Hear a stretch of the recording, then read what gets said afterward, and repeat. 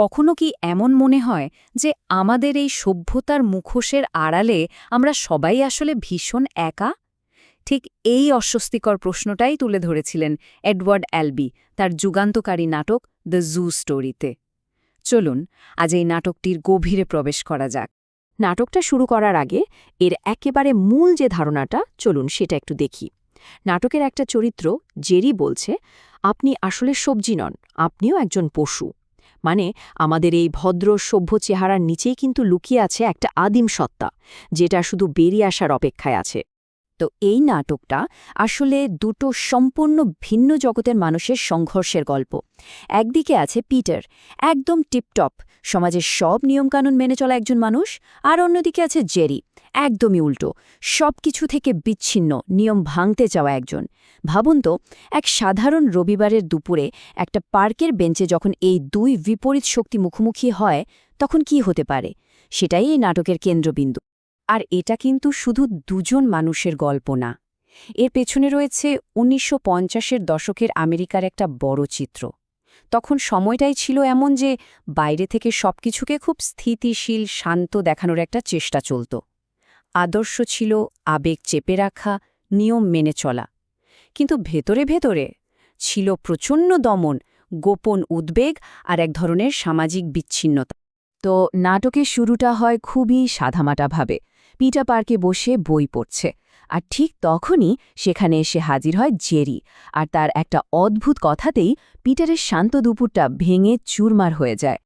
Jerry সেই কথাটা কি ছিল জানেন? আমি চিড়িয়াখানায় গিয়েছিলাম। শুনতে তো খুবই সাধারণ লাগছে, তাই না? কিন্তু এটা আসলে কোনো সাধারণ কথা নয়, এটা একটা আক্রমণ। জেরি এই লাইনটা বারবার বলতে থাকে, কারণ সে পিটারের ভদ্রতার যে দেয়ালটা আছে সেটা ভাঙতে চায়। ওই অর্থহীন ওপর ওপর কথার আড়ালে যে আসল অনুভূতিটা লুকিয়ে থাকে সেটাকে বের করে আনতে চায়। আসলে অ্যালবি এখানে একটা নতুন ধরনের নাটকের ধারা ব্যবহার করছেন, যেটাকে বলা হয় থিয়েটার অব দি অ্যাবসার্ড। এর মূল কথাটাই হল আমাদের জীবনের অনেক কিছুই আসলে অর্থহীন। এ ধারার নাটকগুলোতে কোনো গোছানো গল্প বা যুক্তি থাকে না, বরং এর মাধ্যমে দেখানো হয় যে আমাদের এই সাজানো গোছানো জীবনের আড়ালে কতটা গভীর শূন্যতা লুকিয়ে থাকতে পারে। এই ধরনের নাটকের কিছু বৈশিষ্ট্য আছে, যেমন একই কথা বারবার বলা, কথার কোনো মানে খুঁজে না পাওয়া, উত্তেজনাটা খুব অদ্ভুতভাবে বাড়ে কমে, আর সবকিছু মিলিয়ে একটা অস্তিত্বের সংকট তৈরি হয়। তাই যখন মনে হয় জেরি আর পিটারের কথাবার্তাগুলো কেমন খাপছাড়া আর অস্বস্তিকর, বুঝতে হবে ওটা ইচ্ছে করেই করা। ওটা আসলে আমাদের স্বাভাবিক যুক্তির ওপর একটা আক্রমণ, আর এটাই অ্যাবসার্ড থিয়েটারের শক্তি। কথোপকথনে স্বাভাবিক নিয়মগুলো তো জেরি ভেঙেই দিল। এরপর সে যা শুরু করে তা হলো এক ধরনের শব্দের লড়াই। সে রীতিমতো জেরা করতে শুরু করে পিটারকে, আর ভাষাকে সে তার অস্ত্র হিসেবে ব্যবহার করে। জেরির কিন্তু পিটারকে জানার কোনো আগ্রহ নেই। তার আসল লক্ষ্য হল পিটারকে ভেঙে ফেলা। তার চাকরি, তার পরিবার, এমনকি তার দুটো টিয়া পাখি নিয়েও সে এমন সব প্রশ্ন করে যা পিটারকে একেবারে কোণঠাসা করে দেয়। উদ্দেশ্য একটাই, পিটারকে এমন এক অস্বস্তিতে ফেলা যাতে সে আর ভদ্রতার মুখোশ পরে থাকতে না পারে, যাতে একটা সত্যিকারের যদিও বেদনাদায়ক যোগাযোগ তৈরি হয়। এরপর নাটকটা একটা খুব গুরুত্বপূর্ণ দিকে মোড় নেয়। জেরি হঠাৎ করেই একটা লম্বা গল্প বলতে শুরু করে। গল্পটা তার আর তার বাড়িওয়ালার একটা কুকুরকে নিয়ে। এই গল্পটা আসলে একটা রূপক। এর মাধ্যমে জেরি একটা ভয়ঙ্কর প্রশ্ন খোঁজার চেষ্টা করছে, কোনো জীবন্ত প্রাণীর সাথে কি জোর করে সত্যিকারের সংযোগ তৈরি করা যায়? আর গল্প শেষে সে যে উত্তরটা পায় সেটা সত্যি খুব হতাশাজনক। গল্পটা এরকম, জেরি প্রথমে কুকুরটার সাথে ভালো ব্যবহার করার চেষ্টা করে, তাকে খাবার দেয়, কিন্তু কুকুরটা তাকে আক্রমণ করতেই থাকে। এরপর জেরি ঠিক উল্টোটা করে, সে কুকুরটাকে বিষ দিয়ে মেরে ফেলার চেষ্টা করে, কিন্তু কুকুরটা বেঁচে যায়। শেষে কি হয়, তাদের মধ্যে একটা অদ্ভুত বোঝাপড়া তৈরি হয়। তারা কেউ কাউকে ঘাটায় না, কিন্তু তাদের মধ্যে কোনো ভালোবাসা বা সংযোগও তৈরি হয় না, শুধু এক ধরনের উদাসীনতা। জেরি বুঝতে পারে ভালোবাসা বা ঘৃণা কোনোটাই আসলে সত্যিকারের সম্পর্ক তৈরি করতে পারে না। সে বলছে, আমরা একে অপরকে ভালোবাসি না বা আঘাতও করি না, কারণ আমরা একে অপরের কাছে পৌঁছানোর চেষ্টাই করি না। মানে এই গল্পটা আসলে আমাদের সবার, সমস্ত মানব সম্পর্কের এক করুণ ছবি। আমরা সবাই যেন এক অদৃশ্য দেয়ারে বন্দী, কেউ কারো কাছে পৌঁছাতেই পারছি না। যখন কথা দিয়ে আর কোনো কাজ হলো না, তখন লড়াইটা আর শুধু কথাই সীমাবদ্ধ থাকল না, সংঘাতটা এবার শরীরই হয়ে উঠল। আর এই লড়াইয়ের কেন্দ্রবিন্দু হয়ে দাঁড়ালো ওই সাধারণ পার্কের বেঞ্চটা। হঠাৎ করেই ওই বেঞ্চটা আর শুধু বসার জায়গা থাকল না, ওটা হয়ে উঠল এলাকা, পরিচয় আর ক্ষমতার প্রতীক।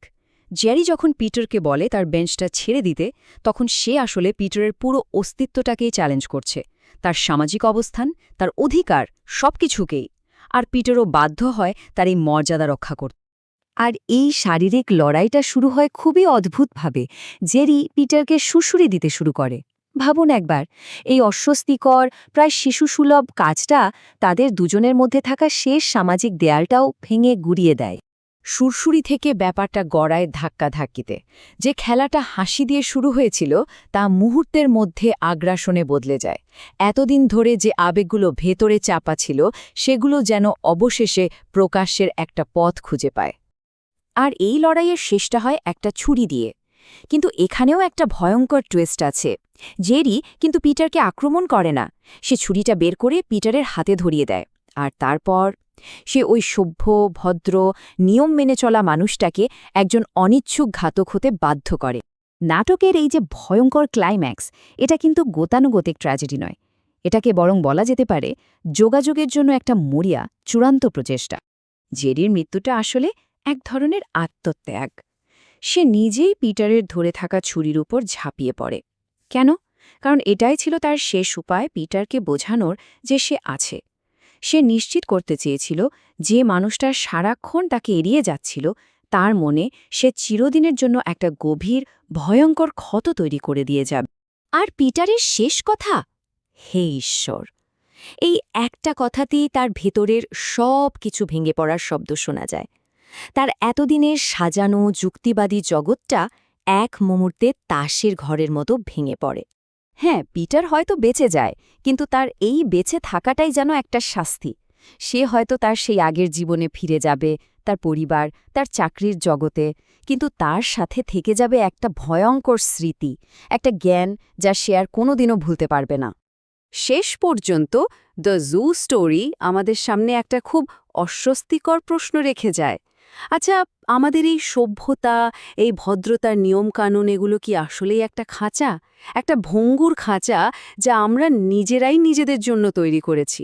আর সেই খাঁচার ভেতরে থাকা পশুটা কি সবসময় বেরিয়ে আসার সুযোগ খুঁজছে? ভাবার বিষয়, তাই না?